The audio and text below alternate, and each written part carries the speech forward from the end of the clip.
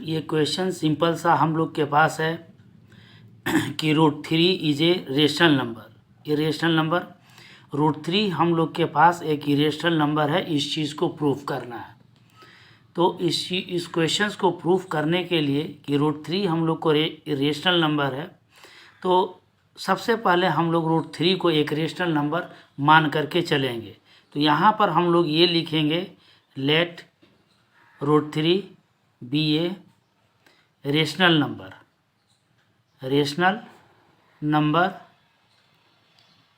Of standard form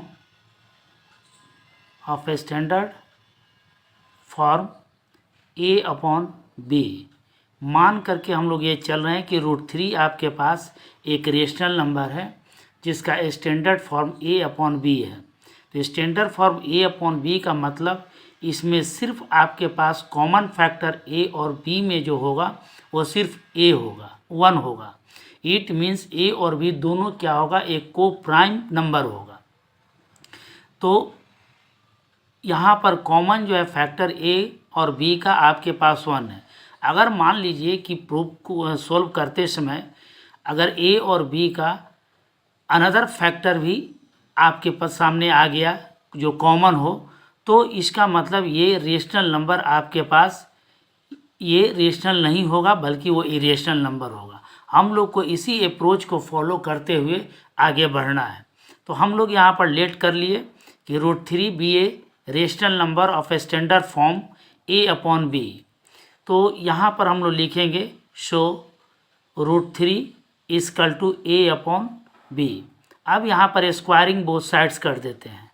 तो यहाँ से लिखेंगे स्क्वायरिंग बोथ साइड्स, दोनों साइड में अगर हम स्क्वायरिंग करेंगे तो ये √3 का स्क्वायर आ जाएगा और यहाँ से a square by b square आएगा। इट मीन्स आपके पास ये 3 equal to a square upon यहाँ पर बी स्क्वायर आएगा। इसको अगर हम फर्दर सोल्व करेंगे तो ये आपके पास ये 3b square equal to a square आएगा। आप यहाँ से आप ये लिख सकते हैं कि b square equal to a square by 3। तो इस इक्वेशंस को अगर हम लोग सोल्व करें तो यहाँ पर एक कोई भी आपके पास नंबर है इंटीजर नंबर, अगर 3 से इसको आप डिवाइड कर रहे हैं ए स्क्वायर को, तो एक अनदर जो है इंटीजर नंबर आपके पास ये बी स्क्वायर आ रहा है। इसका मतलब ए स्क्वायर जो है 3 का फैक्टर है। जब ए स्क्वायर 3 का अगर ये फैक्टर होगा इसका मतलब a must be a factor of 3 also. तो आप यहाँ पर लिखिए here 3 is a factor of a square. So आप ये लिख सकते हैं 3 is also A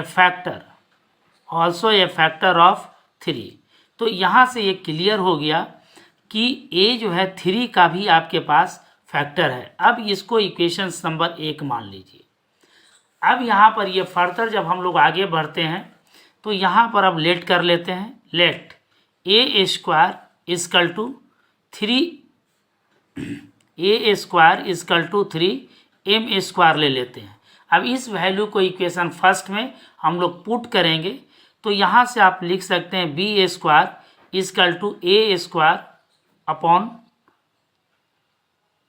3 a square upon 3 equal to आप लिख सकते हैं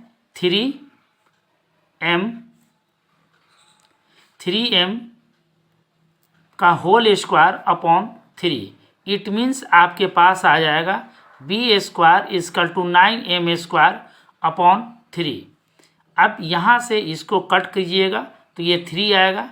तो इट मीन्स ये b square equal to 3m square.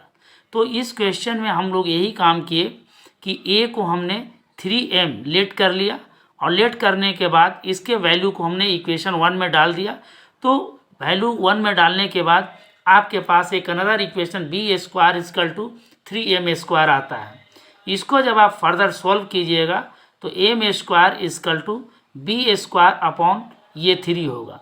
It means 3 is also a factor of b square. तो आप यहाँ पर लिखेंगे here 3 is also a factor of b square. So जो है ये 3 must be a factor of 3। तो यहाँ पर आप ये देख रहे हैं कि ए और बी दोनों का कॉमन फैक्टर A1 को छोड़ करके ये 3 भी आपके पास ये कॉमन फैक्टर आ रहा है। तो अब हम लोग यहाँ पर लिखेंगे फ्रॉम एबव डिस्कशन, आप ये लिख सकते हैं कि now 3 is also A common factor of A and B other than 1. So our assumptions gives a contradiction.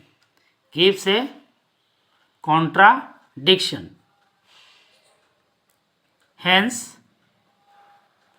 √3 must be a irrational number। तो इस तरह से जो है आप √3 को इरेशनल नंबर ये प्रूव कर सकते हैं।